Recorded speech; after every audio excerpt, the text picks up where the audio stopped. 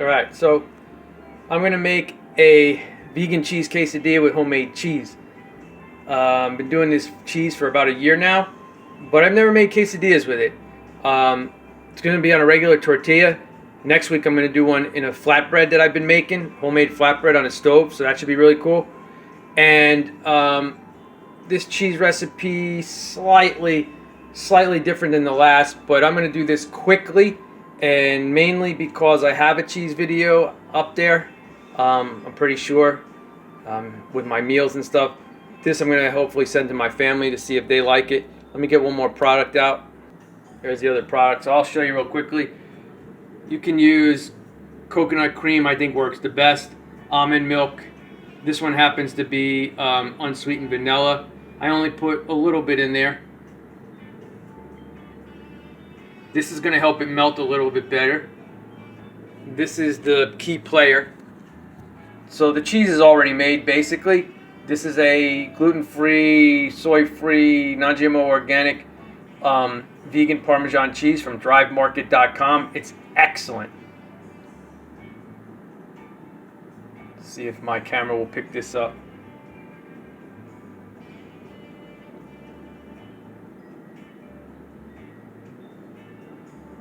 Sometimes my camera doesn't like to work. Maybe if I hold it a little farther down.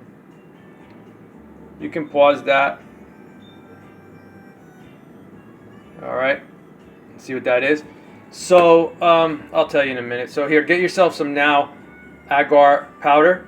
It's a vegan gelatin, red algae it's made of. And it comes in a recycled container. This I bought a while back. Don't buy these kind of bags because they're not recyclable. Number one and number two, plastics, glass and cans. Stay away from that kind of stuff. I could not find arrowroot powder in a container. Matter of fact, the first time I bought agar, I couldn't find it. Then I finally found this company, so now I could buy it in this. Otherwise, I wouldn't be able to make this cheese. So then there's some salt, some pepper, and there's no dark cherries. That's just my measuring can right now. So what I did is 3/4 of the can with water, and then I topped it off with this. Alright, you can use any kind of non-dairy milk you want. This just happens to be vanilla because I have it. It should add actually a decent taste to it. I think I've done it one other time. So what you do is, like I said, you top the can off with that. So that's a 15-ounce can. You do 3/4 of the can and then top it off with whatever non-dairy milk you want. Now, I say that because that was the original recipe as far as, well, similar. It was 1 can of this and then a 1/2 cup of water. When I say this, she said any non-dairy milk that you want, and then another 1/2 cup of water. What I'm showing you is perfect for my molds that I bought. I didn't try to do this, it just happened to be like that. So I got these 4, I think they're 4 by maybe 2 by 1 inch deep molds, and it works out perfect for you. I also have a little bit of this, just a little drizzle of olive oil, kind of helps. I don't know, I like the flavor of it, and I like the way it kind of like goos it up a little bit, makes it a little bit more gooey. And like I said, it's good cheese on its own. This seems to help it melt a little bit more. Alright, so once you get your liquid in the blender, and guys back home, I might even just show you guys back home this, I don't know. So you put your liquid in the blender, then you're going to do 3 to 4 tablespoons of this Thrive cheese. 3 to 4 tablespoons. You can do it either way you want. I think I have about 4 tablespoons now. The reason I did so is because if I had the coconut cream handy or something, a whole can, I would have used that. But since I'm using water and this non-dairy milk, which is kind of basically like water anyway, you need that extra tablespoon of cheese. It would have been 3 tablespoons if it was just coconut cream with a little added, water to it. So 4 tablespoons if you're doing it exactly like I'm doing it. You can do like all almond milk if you want in this can. Then you could probably lower it down to 3 tablespoons of cheese. All right. Then you're going to do 1.5 tablespoons of the agar powder and salt and pepper to taste. You should blend it up first before you put the salt and pepper in, and then slowly add the salt and pepper to the taste you like. All right, so let me go here. This is my blender that I bought because it's portable and lightweight and plastic, and I barely ever use it. My other blender is in there being used right now. So I'm just going to go ahead and blend this up. Alright, so this blender is like, I don't know, it might only be 180 RPMs compared to like 350 to 550 on the normal blender. So it takes a little bit longer. Your blender will do it up in 30 seconds to a minute. Real quickly, I bought this because it was on sale for like 17 bucks. It's battery. You can do battery or plug-in. That's why you see it. So right now it's plugged in, but it's actually a charger. So this is a portable battery-operated one in case I want to use it if there's a power outage. Or I bought this guy, solar power generator, charges in the wall in like 60 minutes or less, charges with the sun in about 3 to 4 hours, and it charges in the car in I think 3 to 4 hours while the car's running or you're driving, and you can use it while it's charging no matter what. So like I said, power outages, camping, so that blender could go with me, or during an emergency. We had a power outage last year with wildfires for 4 days, so I had no electric. I have a gas generator, but it's loud, and I didn't want to even set it up, but like if I needed to. So anyway, it was like $17 on sale in Walmart, and it's called Farberware, I think. All right, so now it's that. I'm just going to pour it in this pot. All right, so it comes over here in the pot. It's going to, I should have warmed the stove up a little bit ahead of time, but I didn't. So you put it on like 5. If you have a gas stove, maybe 4. You don't want it to boil like crazy. You just want to start seeing it bubble and everything. And after about 5 to 7 minutes, and I'll show you of it bubbling and you twisting it up, you just it gets a little gooey and everything. It has to activate the agar. Like I said, the vegan gelatin, the heat and the boiling will do that. But you don't boil it like crazy, just like a nice medium boil. All right, so we'll wait till that gets going. And why I have this on a cutting board, obviously it's silicone, so when it really hardens fast. So I'll let this sit for like 2-3 minutes on the stove, off the stove, so it gets cool. Once I keep stirring it, then I pour it into here and I let it sit for 5 minutes. It almost starts to harden already, but I keep it like this for sturdiness. Throw it right in the fridge, and within 20 minutes, 30 minutes tops, it's cold, it's solid, and it's ready to be cut to eat as cheese. And like I said, this is Parmesan, but with the oil and a little bit of this, it has a Parmesan-y mozzarella feel and taste to it. You'll see. It's really awesome. All right, let me show you. It's been about 5 minutes, and it had to get going from 0 to on the heat because I didn't pre-warm it, but you can see how it's sticking it up like that. Just keep stirring it so you don't get no lumps. Use a whisk. It's the best thing, unless you're really good with a fork. You can use a bigger pot too. I used to use a bigger pot, but I'm a professional now, so I don't splash it all over the place. All right, so it's going to go for another 2 minutes or so, and it's going to bubble a little bit. See, it'll start bubbling again. See, it's starting to bubble. You want the whole thing just to keep bubbling, not splattering, just to bubble, and that's it. Okay, so I'm going to have a side salad. So I'm showing you this because this is a super green side salad. So things that I didn't know of were mizuna and tatsal. So I don't know. But yeah, it's a really good mix. So I just wanted to show you that because I'm going to be having that as a side. So for the quesadilla, tomato, leftover avocado from the salad, some green onion. Now, these are organic green onions from the store. Avocado, organic from the store. This tomato is not organic. I do have grape tomatoes that are organic, but I wanted to use this one because it was the last of that one.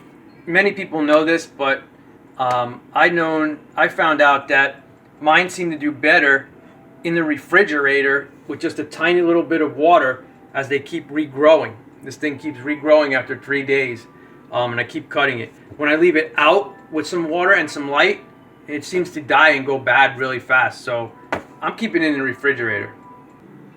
And this is in the freezer right now. I'm going to have this after dinner. It's getting cold in the freezer. So this was a little bit at Vanilla Garden of Life raw meal. It's not just plant protein. It's actually a whole meal and everything.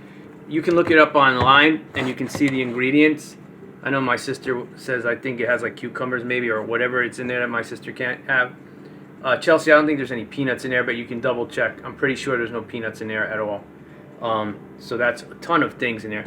And it's loaded with vitamins and minerals, mostly all natural from the ingredients. And what I did is I put a little of that vanilla milk in it. I added a little bit of coconut sugar because this has no sugar, no sweetness, nothing in it. Just to get a little sweetness in it, because I add the vanilla almond milk that has no sweetness in it, some water, and then I'm going to put some ice cubes in it afterwards. But I put it in the freezer ahead of time. So that will be my after dinner. Usually I do that before my meal. This is what I'm going to have with my meal. Different company, Amazing Grass. A lot of alkalinity. It's all veggies and grasses and roots and stuff like that, and herbs. This is chocolate flavor. The lemon lime is awesome. The tangerine is awesome. The watermelon is good. And let's see, tangerine, lemon, lime, watermelon, and the berry is really good. And it's got vitamins and minerals, not as much like this guy here. This is protein and a whole meal. And this is just what I call a nice, refreshing green grass juice. Tonight I'm having the chocolate. It's once in a while. I like the berry flavors a lot better. Now I put about a quarter teaspoon to an eighth a teaspoon of this. You don't need a lot. They go by teaspoons. I only use a quarter. Sometimes I drink 2 of these grass juices a day. Again, alkalinity over acidity. Let's see if this works.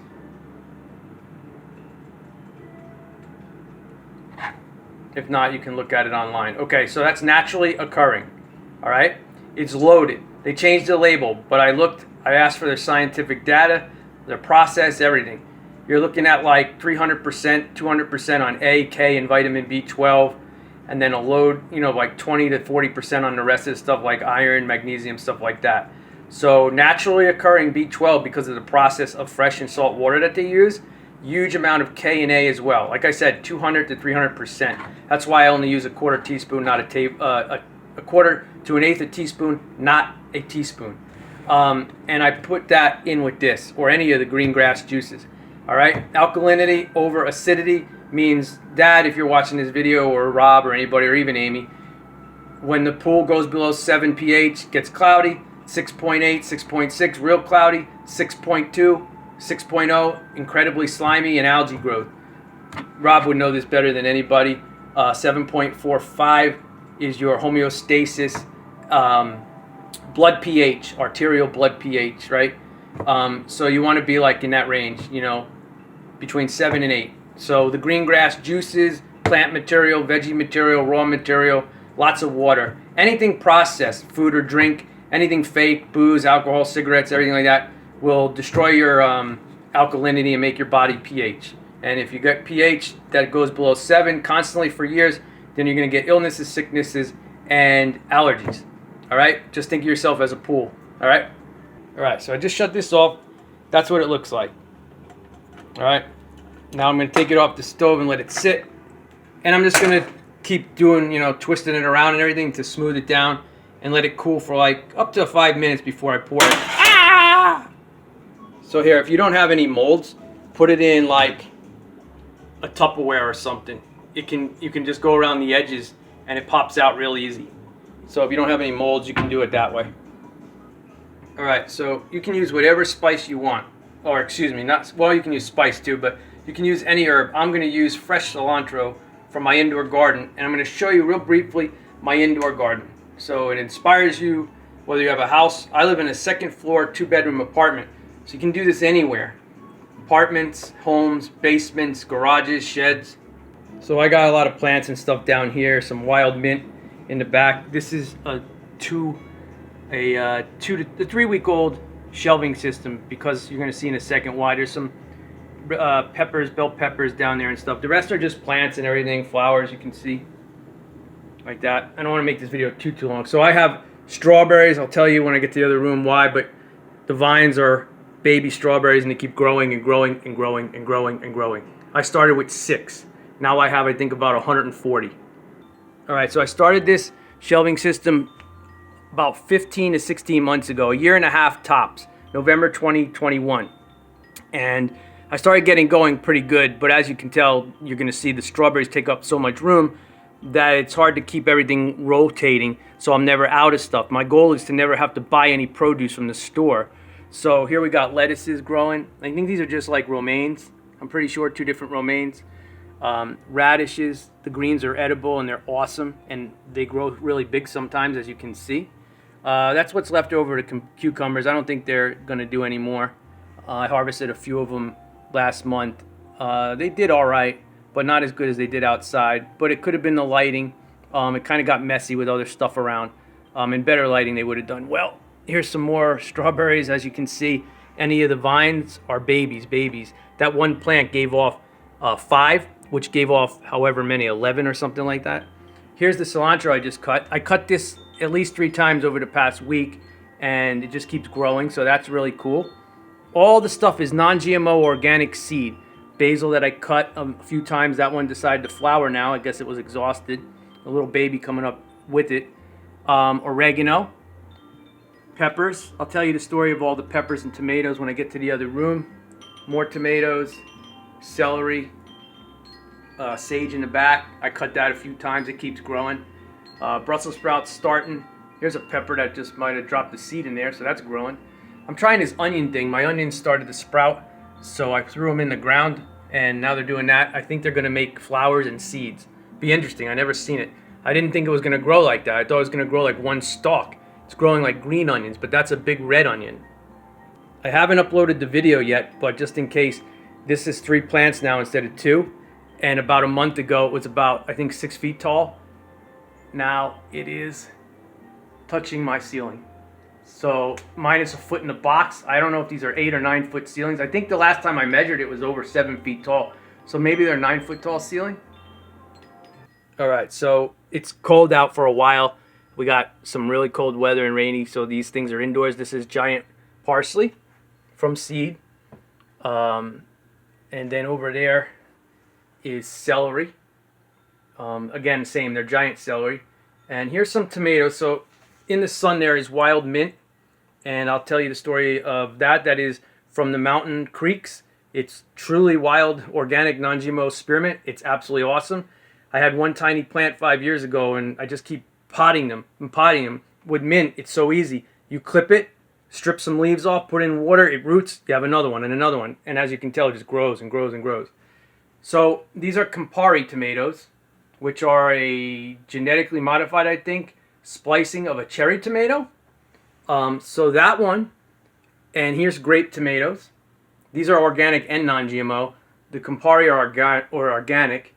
I let them grow the first time. They're pretty decent. They grew too tall, but they're flowering. I'm hoping to get at least 20 on this plant. The Campari is more compact that I showed you, and then these guys here will be Roma tomatoes, and this guy's in here are Roma tomatoes. Now, and over here, let me just show you this real quickly. All that gigantic peppers. So the peppers in the other room were mini peppers, red bell. They're going to be orange, yellow, and red. These I'll let go to red. These are giant ones. The ones out there, the little guys, are organic. These are non-GMO and organic. So, with the tomatoes, with the peppers, and this is potato. All right, that's red potatoes, red new potatoes or something like that, medium size. So everything I just showed you: potatoes, 3 tomatoes, peppers of 2 different sizes, store-bought, non-GMO, organic, or just organic, seeded after I ate them, and I just keep regrowing them. Okay, so keep that in mind. Some more cucumbers, some strawberries because there's no room in the house. And that's about it for food over here. All right, real quickly here. Here's strawberries. I started strawberries within this room. And remember I said 6 of them. And in a year and a half, like I said, like 140. And they're still babies that aren't counted yet. There's like still babies. To get an idea, there's a tiny little guy. Most of them are like this size, which is pretty good size, and they're babying still. And right now there's only just strawberries in here. So this should be good to pour. I would do spinach and maybe another kind of lettuce, but I'm trying to get all this going so I never have to buy any food like that, which would be awesome. Right now, because I have so many strawberries, that's not going to happen, but I'll get as close as I can. Alright, so what I do is with one hand, my right hand with a napkin, and then I pour it in. I start here and I pour it, wipe, pour it, wipe, pour it, wipe, in case it drips, because I don't want it anywhere. And that's it. Now I'm going to let it sit for like 5 minutes or so, then I'm going to throw it in the fridge for like 20 minutes, and that's all. And I'll show you this, by the way. This is a bonsai Hope I don't run out of video. I gotta do this quick. Bonsai, pomegranate, edible, and rosemary. Mom's favorite. Use the stems when you use some of these. Like, I don't do parsley because it's a little strong and chewy, but this works excellent. You can eat these really good. All right, get yourself a can of this. I'm not doing it tonight because I'm saving it for something else, but you can do a chicken quesadilla. Shred this up after you rinse it. Get this brand. Make sure it's young. Jackfruit. Put it in olive oil, whatever spice you want. If you want Italian style, some olive oil, salt, pepper, oregano. If you want to do a little onion and garlic, whatever, and you have chicken. Tender or crisp it up, whatever you want to do. Any style you want, you can do it. I'm going to save this and do it on a white pizza on my homemade flatbread in a pan that I make this bread, like vegan naan bread, no, garlic naan bread, and I'm going to do a white pizza with that. But you can do quesadillas with it. I've done pizzas with it. It's awesome. I do it in soup too. You can do it in soup. Really briefly, that's social garlic. It will stem and flower. You eat everything, and it's not as potent as garlic. So if you like garlic but not too potent, and you can use the leaves or the stem, you can do it raw or you can saute it. I've had it for 5+ years. So I popped one out. You can see it's like a wet mozzarella. I didn't let it get completely hard because it's going to melt anyway. So keep that in mind, but that's what it looks like. Now I'm going to cut it. So I'm going to need 2 hands. I actually don't, but I'm going to do it with 2 hands. And I'm just going to slice it probably this way. Ooh, like that. So I cut it up while the oil is getting hot in the pan. And if you want this cheese harder and less melty like a block cheese, then don't put the tapioca flour in. Just do it with the agar. All right? This helps it melt and become a little bit more soft. Let me show you real quickly what I do. Get the pan hot, put the tortilla in, let it sit for like 2 seconds, flip it over so both sides have the oil. That's the way I prefer it. That way it stays nice and moist and not dry.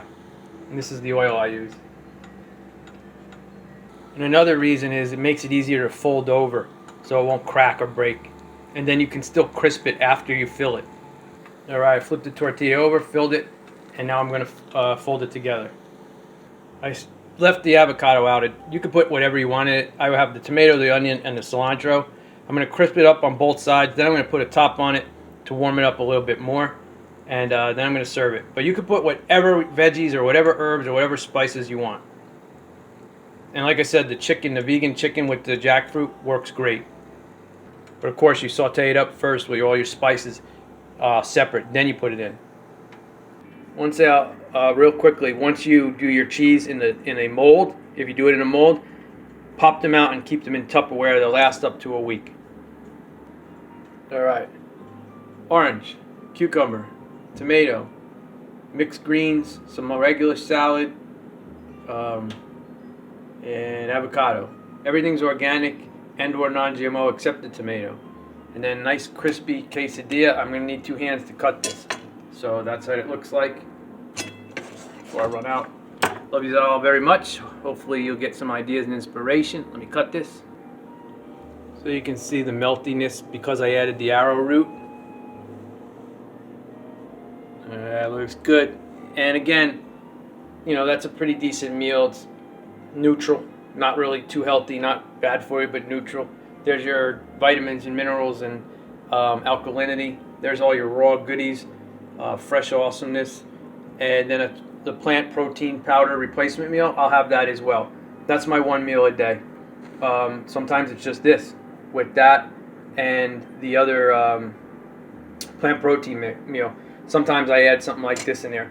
And I like doing stuff like this to help other people because I can see stuff. You can make your vegan cheese any way you want, fancy dancy.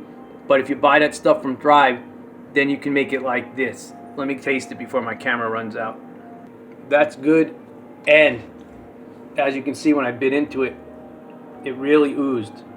All right?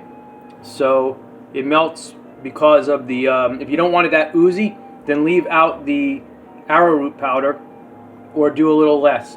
But as you can tell the difference there, compared to when I bit it and crushed into it, it kind of oozed out. It's excellent though. And if it cools down a little bit, it will solidify a little bit. All right, that's it. I think, let me just see if there's anything else I want to share with you. Oh, I know, real quickly in case my camera runs out.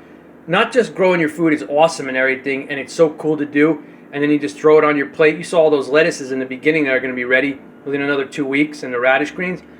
But all those herbs, rosemary, sage, basil, oregano, cilantro, if you buy them consistently from the store weekly or every 2 weeks, if you buy those kind of 5 herbs or any of them, you're looking at like $2 to $4 per packet. So let's just say that's $10 at minimum, twice a month. That's $20 a month times 12 months. Now, you could just do herbs if you want. I'm trying to do a lot of stuff produce-wise because I'm a vegan and I try to eat as raw as possible.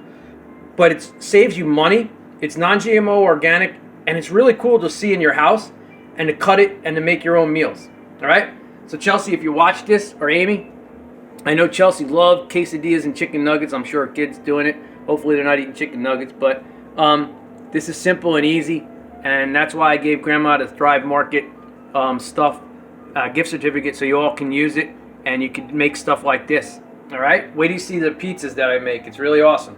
All right? Lots of love to you all. And it saves you money this way. Bye-bye.